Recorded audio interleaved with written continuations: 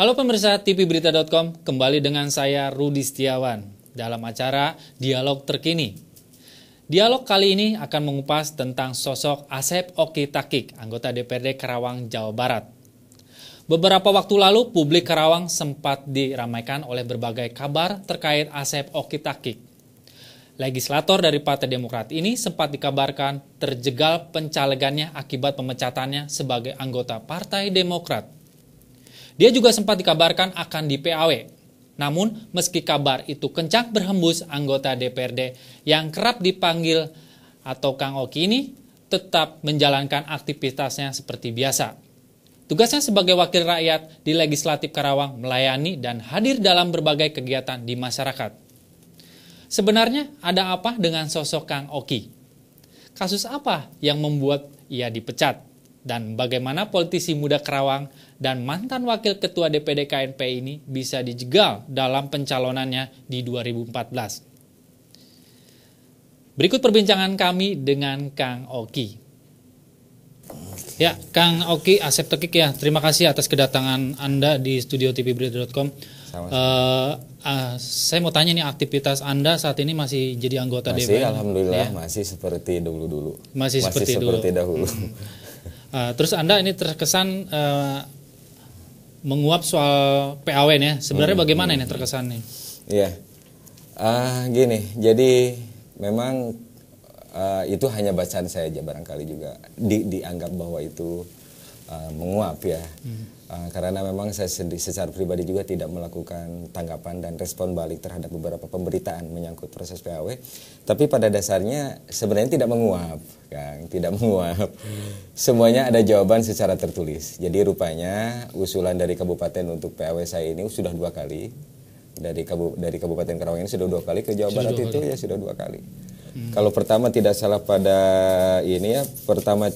pada bulan Desember ya. Yang kemudian yang kedua pada bulan Maret 2013, dan masing-masing juga semuanya ada jawaban dari pemerintahan provinsi ya. Jadi intinya bahwa dari pemerintahan provinsi Jawa Barat, jadi terhadap persoalan saya ini memang tidak bisa dilanjutkan di proses PAW karena kasus apa? Saya sedang melakukan gugatan kan. Gugatan melalui peradilan umum, melalui pengadilan negeri, kemudian lanjut ke kasasi. Gugatan apa itu? Sifatnya sengketa partai kan? Sengketa partai.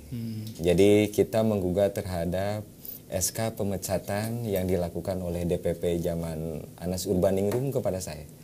Saya gugat itu. Digugat. Nah, kenapa Anda menggugat ini? Ya. Ini pimpinan Anda loh yang pusat ini. Luar biasa nih, berani sekali. Ngeri juga saya menggugat pimpinan ya, pimpinan juga. Ini luar biasa nih, daerah ini baru ini saya dengar nih. Luar biasa, berani sekali nih. Iya, agak ngeri-ngeri juga sebenarnya. Kami juga berpikir berulang-ulang kali ya. Terus terang saja, saya pun sebelum melakukan gugatan lewat peradilan umum, kita juga sempat datang ke DPP.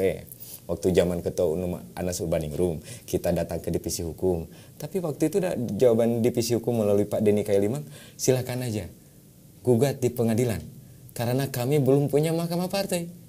Nah, karena saluran pertama kan harusnya mahkamah partai loh.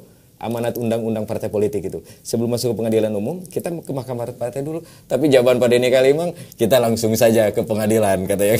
Karena di Partai Demokrat belum ada mahkamah partai, akhirnya kita gugat.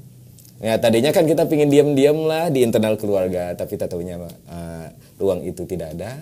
Dan ya kita lakukan. Ini yang membuat provinsi juga tidak memproses terhadap usulan PAW atas nama saya. Karena usulan PAW yang pertama, proses gugatan sedang berlangsung. Usulan PAW yang kedua, gugatan sedang dikasasi. Gitu. Luar biasa nih kasusnya ini. Terus bagaimana sikap pimpinan ini DPRD sendiri Kabupaten Karawang ataupun bupatinya tentang terkait persoalan perseteruan Anda ini? Sebenarnya kalau pimpinan politik itu DPRD maupun bupati, pada diri mereka ini kan berhimpitan 2 aspek nih Kang. Pertama hukum, yang kedua politik.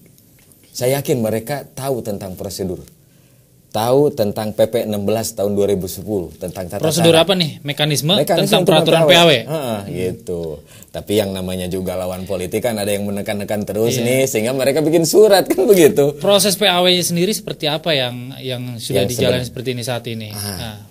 Proses PAW yang sebenarnya ini kan gini, partai mengajukan ke pimpinan DPD, nanti pimpinan DPD meminta pendapat ya dari KPUD.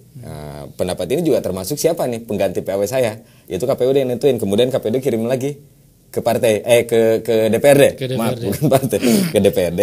Lantas DPRD mengajukan surat juga kepada Bupati. Nah, seterusnya dari Bupati kepada Gubernur Jawa Barat. Itu yang.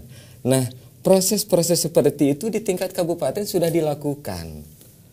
Makanya padahal kami jelas-jelas sudah melakukan moratorium melalui pengacara. Kita sudah bilang kepada pimpinan DPRD, kepada ketua DPRD, kita juga sudah bilang kepada Pak Bupati, Pak Ketua Dewan, ya kita kan sedang melakukan proses gugatan loh di pengadilan. Ini nomor perkaranya, ini kasasinya, ya yang usulan PW ke provinsi jangan dilanjutkan gitu, jangan diteruskan gitu kan. Tapi yang namanya dalam dunia politik kan ada yang menekan, ada yang ya biasalah kayak begitu, tetapi itu menjadi catatan lah tersendiri. Termasuk ada satu catatan juga di KPUD. KPUD juga sempat membuat ya. Ini Kang Rudi.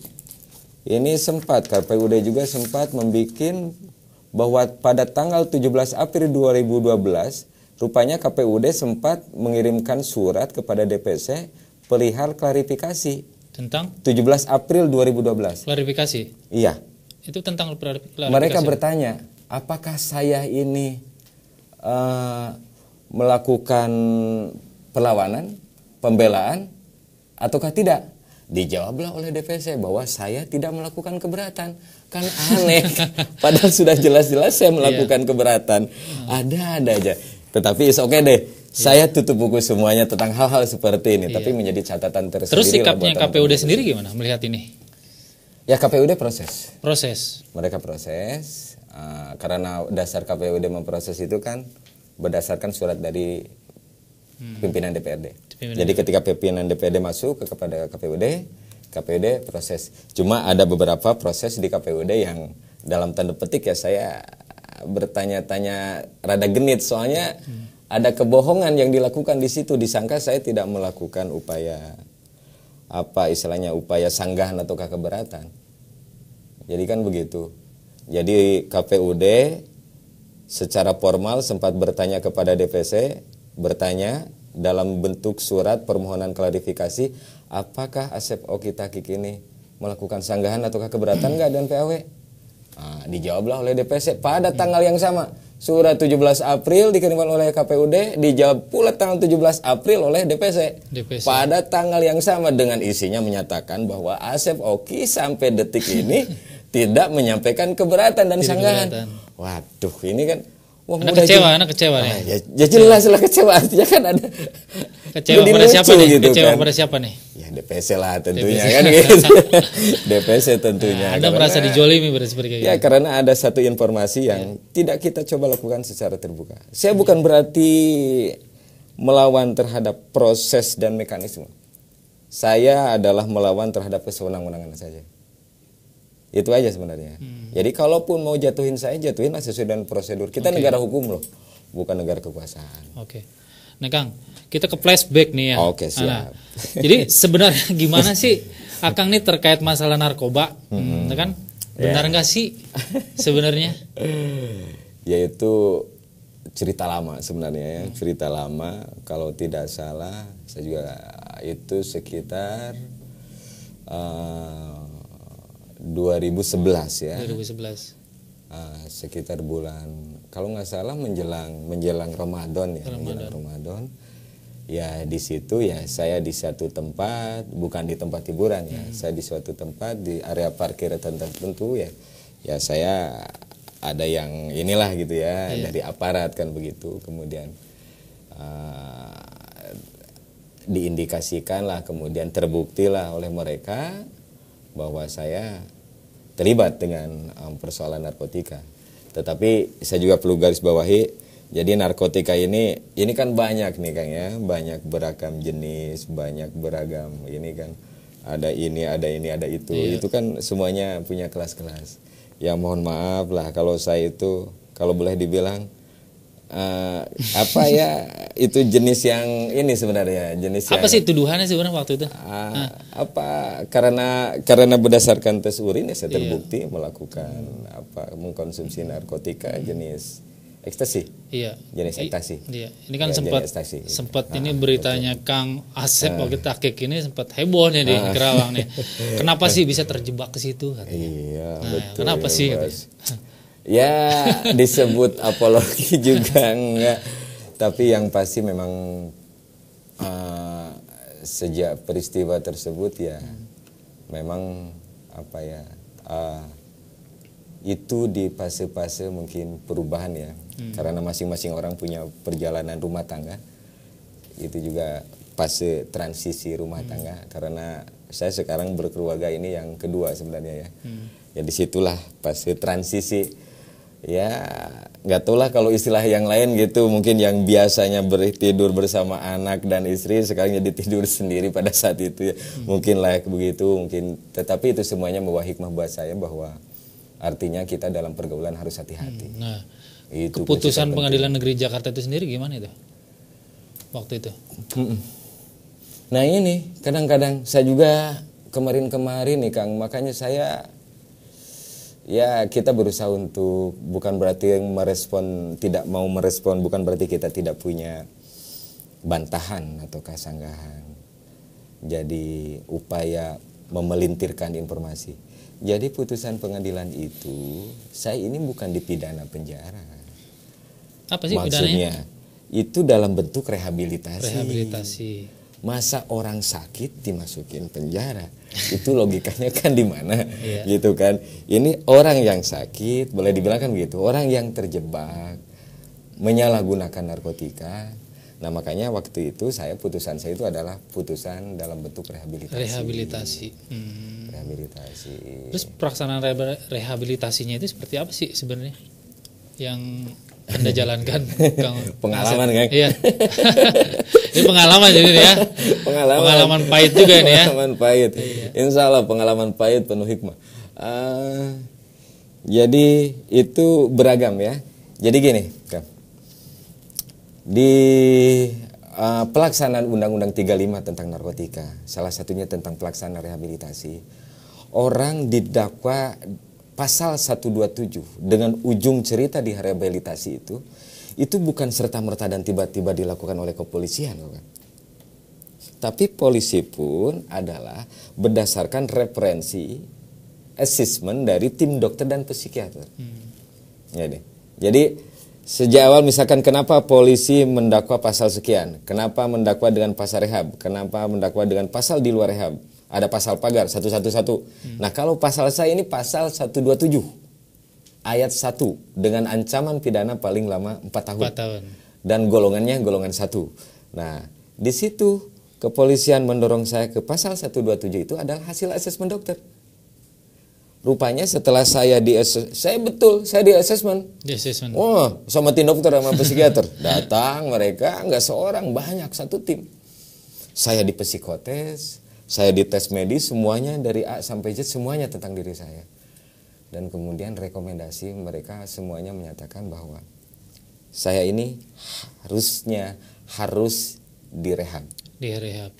Karena, nah ketika direhab, hasil putusan pengadilan saya direhab, Kang, saya kemudian masuk ke panti rehab. Nah ketika di panti rehab, sama panti rehab dibilang bahwa, Bang, untuk rehabilitasi abang ini rawat jalan. Jadi artinya hanya laporan periodik saja. Loh, kenapa aku nggak bisa diasramakan? Ya apanya yang mau direhab katanya, dari abang katanya apa yang mau direhab katanya kan. Ya mungkin karena quality lah barangkali, kadar-kadar yang kerikil barangkali ya, masih disebut tipis barangkali ya. Kalau saya akut mungkin ya, kalau saya akut saya susah untuk lepas, susah untuk apa, tapi alhamdulillah gitu kan. Alhamdulillah sejak kejadian tersebut, malah selama proses rehabilitasi Rehabilitasi itu kan selesainya pada tanggal 28 Desember 2011, Kang. Tapi alhamdulillah saya tanggal 10 Desember 2011 saya bisa menikah, gitu kan. Bisa menikah, jadi bisa hidup nggak sendiri lagi, gitu kan. Jadi itu pengalaman juga, gitu kan. Sehingga buat teman-teman di panti rehab itu seneng, karena ketika saya periode ke mereka tiap minggu gitu, datang rutin kepada mereka, hasil wawancara mereka, hasil tes medis saya, gitu kan, jumlah kilogram saya meningkat, semakin hari semakin meningkat, semakin gemuk, semakin fresh. Nah itu hal-hal tertentu yang buat mereka merasa senang. Nah, teman-teman Bandira, ini kondisi saat ini iseng-iseng suka masih pakai narkoba lagi nggak nih? Barangkali kan iseng-iseng nih kan. Iya. Coba-coba lagi lah. Biasa katanya anak muda. Anak muda. Iya. Memang begini ya. Sebenarnya di publik Indonesia ini kalau saya amatin ya, termasuk dimanapun, tidak semata di pusat tapi juga di daerah, di semua segmen, di semua lini. Ya kebanyakan orang munafik sebenarnya. Munafik ya. Kebanyakan munafik, merasa diri tidak pernah, merasa diri clear. Tapi sebenarnya ya nggak tahu deh. Mungkin karena saya aja kena musibah seperti ini. Tetapi alhamdulillah mungkin itu cara Tuhan mengingatkan saya sehingga saya tidak terjebak untuk yang lebih akut lagi. Karena kasarnya ketika terjebak dengan kerikil kecil, alhamdulillah saya bisa banting setir kemudian merubah diri untuk tidak di situ. Saya jadi punya pengetahuan, saya jadi punya pengalaman, saya juga bisa jadi punya banyak hikmah. Dan dari hikmah dari kejadian ini ya, hikmah dari kejadian itu ya. Dan sampai detik ini, dari sejak kejadian tersebut sampai detik ini, saya tidak pernah bersentuhan ya, atas nama apapun, atas nama Tuhan, mau kasarnya mau ditantang sumpah pocong pun, ayo aja. Siap. Gitu. Artinya kita nggak usah dites urin saya. Kalau perlu tes rambut, Bapak betul nggak saya? Kalau tes urin itu masih cemen kan, masih cemen. Tapi kalau untuk membuktikan bahwa saya memang sama sekali tidak pernah bersentuhan dengan itu, buktikan aja rambut saya. Kalau perlu buktikan secara spiritual melalui sumpah pocong. Oke, pembelajaran apa nih yang Anda lakukan saat ini ketika Anda mengalami peristiwa kejadian tersebut? Pembelajaran pada yang paling terpenting aspek personality kan, aspek kepribadian kita. Jadi banyak mindset yang berubah. Artinya cara kita berinteraksi menjadi berubah. Begitupun secara spiritual juga. Kalau secara spiritual juga sangat berubah gitu ya. Dan kemudian juga banyak pengetahuan, banyak pengalaman, banyak wawasan, termasuk banyak hal yang bisa saya kemukakan kepada generasi-generasi muda sekarang. Hati-hati loh dalam dunia kayak begitu. Hati-hati ya. Harus hati-hati. Itu seperti hutan belantara, seperti kayak kucing dan ikan. Kapan yang menjadi kucing, siapa yang menjadi kucing, kapan yang menjadi ikan, siapa yang menjadi ikan. Hati-hati banget di situ. Luar biasa hati-hati banget. Harus hati. Makanya lebih baik jangan deh parah gitu. Parah. Okay. Gitu. Pandangan Anda nih tentang pemberantasan narkotika di Kabupaten Karawang ini seperti apa? Anda kan sudah mengalami, ya katakan sudah kasus ini sampai lumayan di Karawang nih ya. Anda sendiri bagaimana menanggapinya? Ya. Kesan saya untuk pemberantasan narkotika di Karawang masih setengah hati. Kesan saya sebagai orang yang pernah tahu, saya melihat masih setengah hati. Artinya dan cenderung hanya sekedar formalitas. Setengah hati. Formalitas. Kalau mau serius bukan dengan cara itu dong melakukan pemberantasan. Gimana menurut Anda? Putus seluruh mata rantai. Tapi kan nggak mudah. Betul, ini pekerjaan kepolisian betul. Dan ini pihak-pihak terkait khususnya untuk menangani narkoba nih ya. Ya makanya perlu sorotan juga. Jadi makanya gini, dalam konteks pemberantasan narkotika dimanapun itu tempat, termasuk di Kabupaten Karawang, itu yang dibutuhkan itu adalah konsistensi semua pihak. Belajarlah untuk jujur. Jujur dan konsisten. Ini yang terpenting. jangan pura-pura konsisten untuk orang lain tapi tidak jujur untuk diri sendiri. Ini berlaku untuk manapun. Mau itu swasta, masyarakat ataupun aparat. Kalau mau serius melakukan pemberantasan narkotika, lakukan secara konsisten dan jujur. Jujur. Artinya jujur, saya nggak perlu menjelaskan apa yang maksud dengan jujur.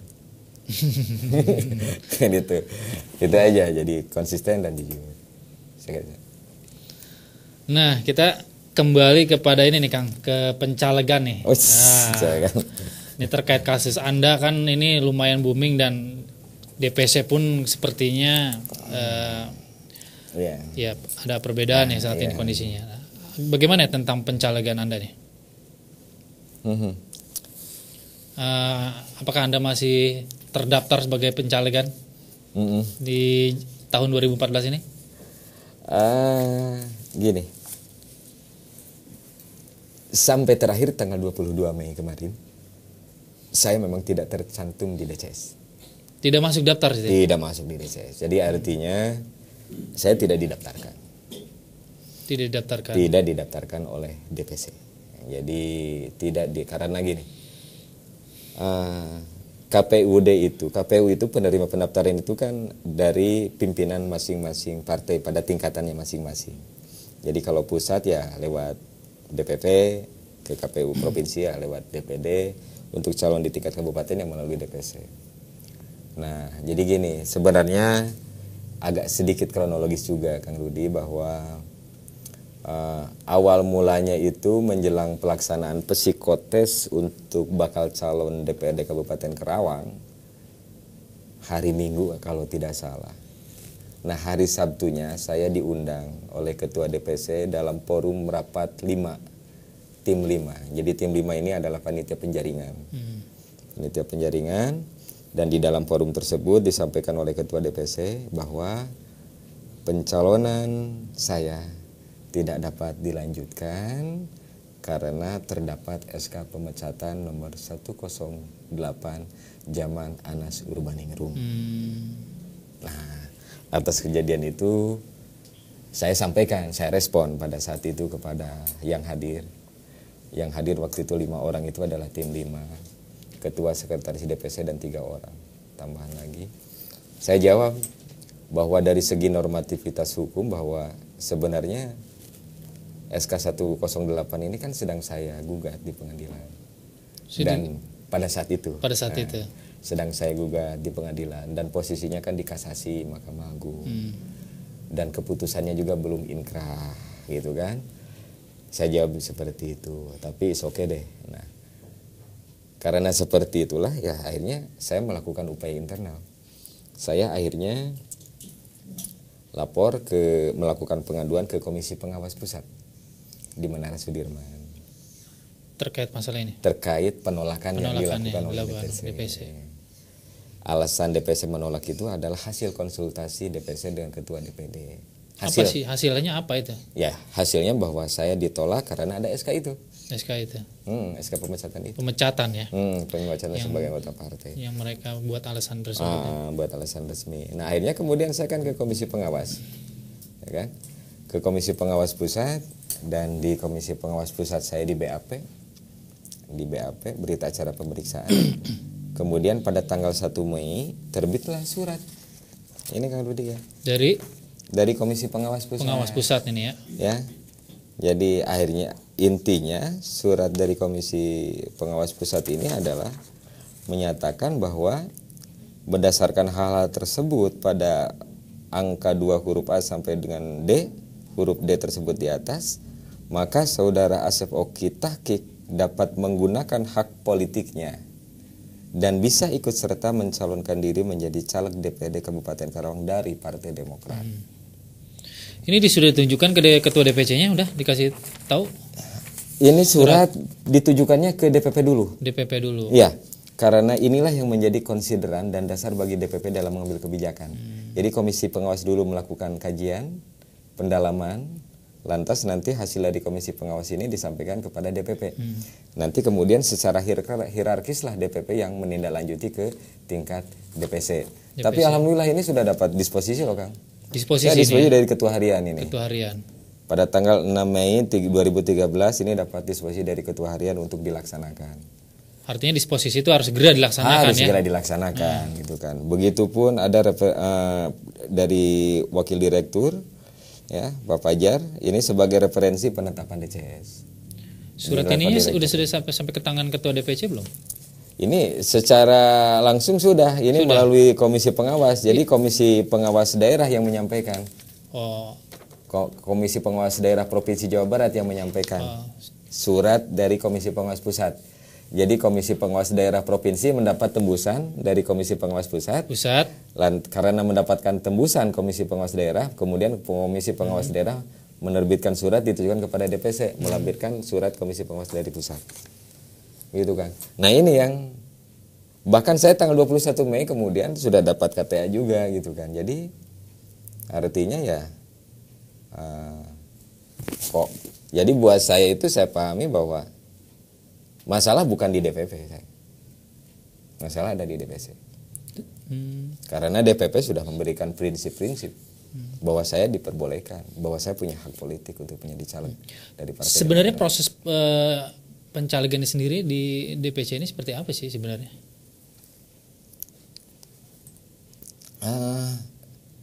Semua memang punya otoritas masing-masing ya pada level masing-masing.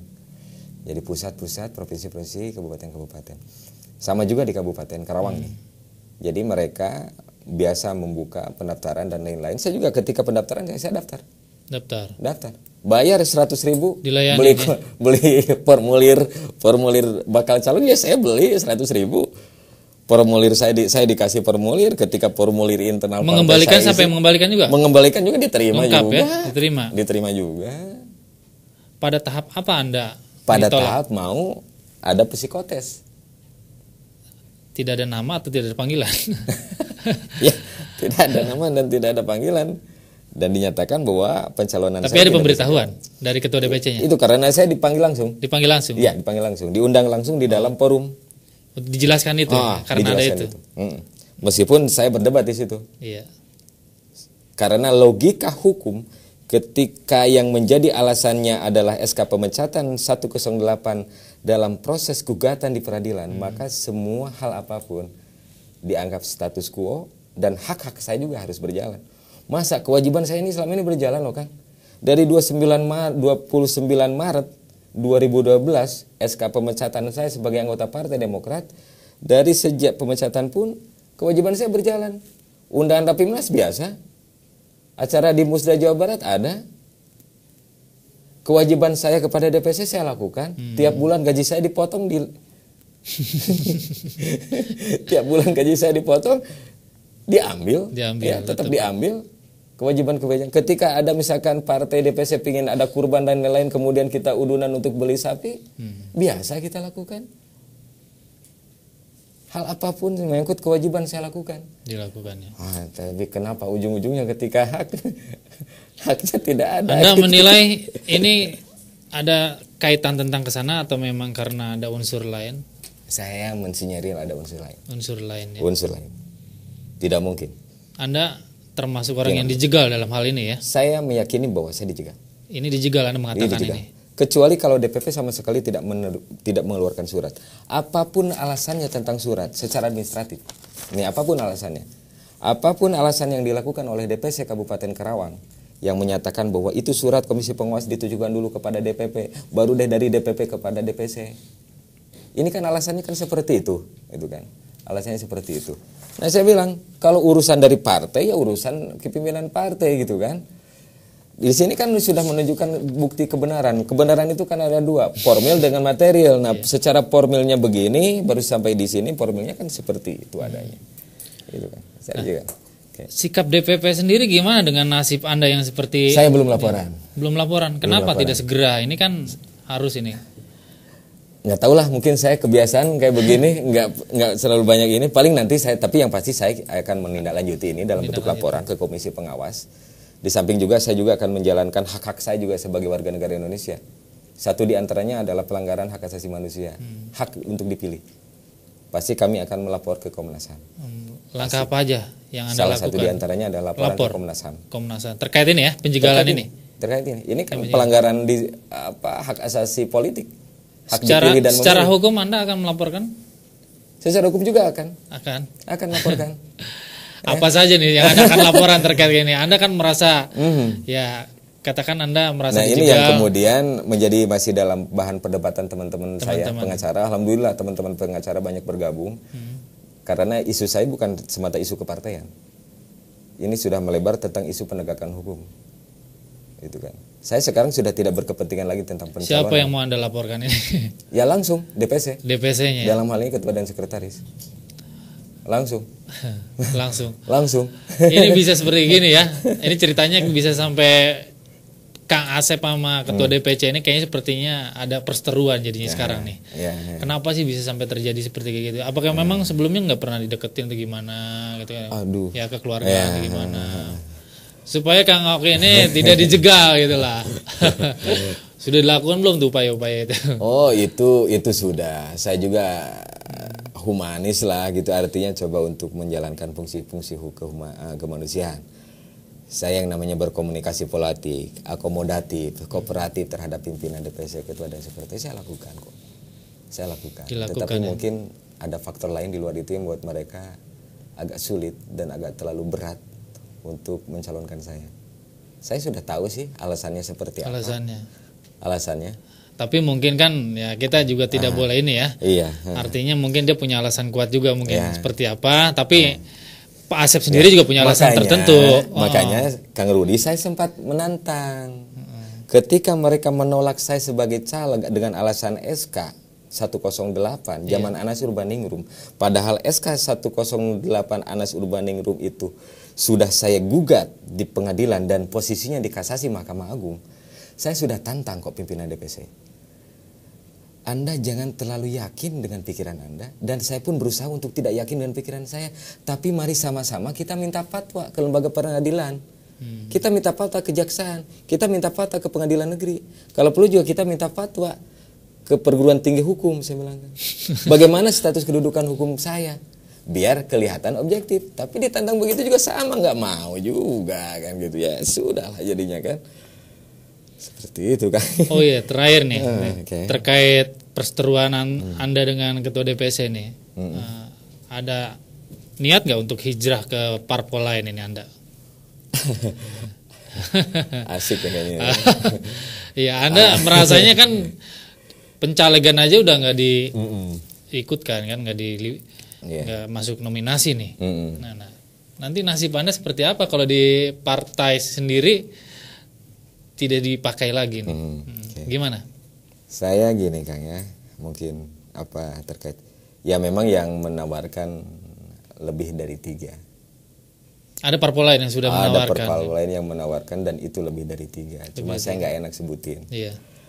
Tapi saya berani bersumpah ya, bahwa itu lebih dari 3. Lebih dari 3. Mau dibuktikan dengan cara pun saya siap. Dengan cara apapun, sumpah apapun saya ikutin. Itu lebih dari 3. Karena begini, cuma sisi lain ya saya tetap darah saya merasa darah biru masih terus. Setia di Demokrat ya? Masih tetap setia di Demokrat. Satu sisi saya juga secara pribadi, secara manusia juga dulu pernah berbuat salah. Tetapi ya saya juga menyadari itu dan saya juga berusaha untuk lebih baik gitu, artinya lebih baik dan bisa mengambil pelajaran dari pengalaman itu. Dan jangan tutup orang untuk berbuat lebih baik. Nah yang saya khawatirkan kan begitu. Kok menutup orang untuk lebih baik? Ini yang. Dan makanya kemudian saya di Demokrat saya tetap percaya diri, saya tetap merasa yakin, saya tetap merasa ini gitu kan dengan Partai Demokrat. Apalagi saya ini kan dari 2004 kan. Saya 2004 sudah menjadi wakil ketua di putaran pertama dan sekretaris di putaran kedua untuk tim gabungan SBJK ya Kabupaten Karawang. Saya juga pernah di tim elangnya Asuhan Pak Jenderal Sanip, juga saya sempat di situ. Jadi saya generasi awal lah di Partai Demokrat di Kabupaten Karawang.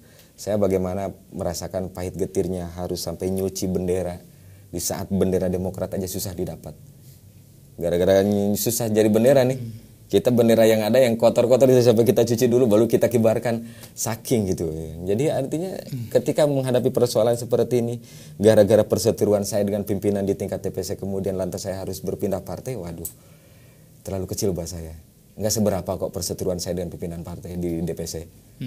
Nggak berat lah, kecil-kecil aja menurut saya, ringan-ringan aja gitu kan.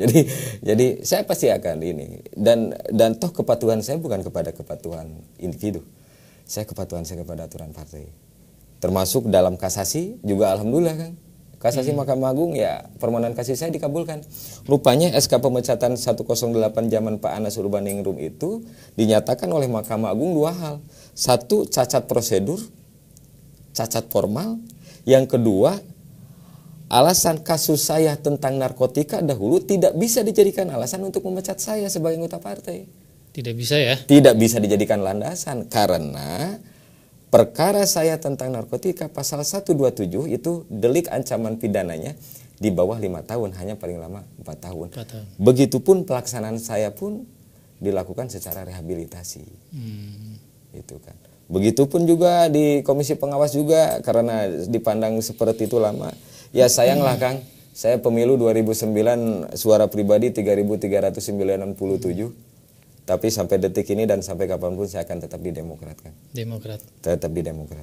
Saya akan berkewajiban untuk memenangkan Partai Demokrat apapun caranya. Gitu kan. Jadi tahun 2014 Anda jadi sudah siap jadi tidak jadi calon lagi. Tidak, sudah siap di luar parlemen. Di parlemen aja. Jadi apa rencana ke depannya? Ya mengawal yang di parlemen. Mengawal. Mengawal yang di parlemen. Terkait Anda kan sekarang masih ada tugas pekerjaan ya, katakan memang belum selesai nih. Secara psikologisnya Anda ini bagaimana menanggapi ini? Anda kan sudah ada dijegal ya, terus masa kasus narkoba, ada beberapa persoalan perseteruan dengan DPC tentunya ya. Secara psikologis Anda bagaimana? Kalau secara psikologis ya mungkin wilayahnya privasi saya ya, tetapi yang pasti dalam tugas pokok dan fungsi saya masih tetap bisa menjalankan tugas-tugas saya seperti biasanya. Saya masih, alhamdulillah, saya dengan masyarakat undangan, pertemuan. Bahkan kadang-kadang saya suka disuruh menjadi penceramah untuk acara walimatun nikah gitu kan. Itu sempat terjadi di salah satu kecamatan, di Kecamatan Purwasari di dapil saya. Saya masih aktif, saya masih tetap diminta untuk hadir dalam beberapa kegiatan di masyarakat. Saya biasa laksanakan turnamen. Jadi alhamdulillah dalam konteks kepentingan saya berinteraksi dengan masyarakat tidak banyak berpengaruh terhadap saya.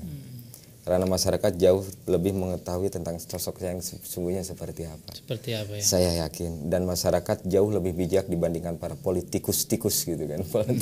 Masyarakat jauh lebih bijak dibandingkan dengan para politisi kan, kira-kira begitu kan. Baik, Kang Asep, terima kasih nih atas kehadiran Anda di studio tvberita.com. Semoga persoalan perseteruan Anda ini ya bisa diklirkan, walaupun Anda ingin menuntut secara hukum atau melapor ke Komnas HAM ya. Ya kita berharap bisa diselesaikan secara bijak ya. Iya, dan mungkin catatan saya gini, Kang Rudi, bahwa patokan saya itu adalah normatif saja, peraturan saja, undang-undang saja. Jadi yang kemarin itu gunjang-ganjing PAW saya tidak di PAW, bukan berarti berkasnya saya disembunyiin, saya minta ke ketua dewan itu masukin ke tong sampah, enggak ada.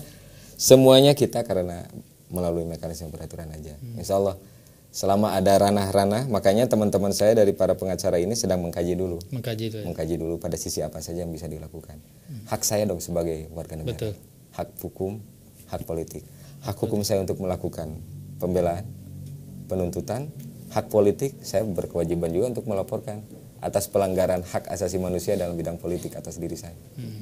Itu aja. Tetapi sekalipun diperlakukan demikian, saya masih tetap Demokrat kan. Masih tetap, insya Allah masyarakat juga banyak yang ini masih untuk itu. Baik Kang Asep, terima kasih ya atas waktunya dan kesempatannya. Terima kasih Kang Asep. Terima kasih. Pemirsa tvberita.com, demikian dialog kami dengan salah satu anggota DPRD Kabupaten Karawang dari Partai Demokrat, Bapak Asep Okitakik. Nantikan terus dialog aktual lainnya di tvberita.com dan klik terus situs web kami di www.tvberita.com.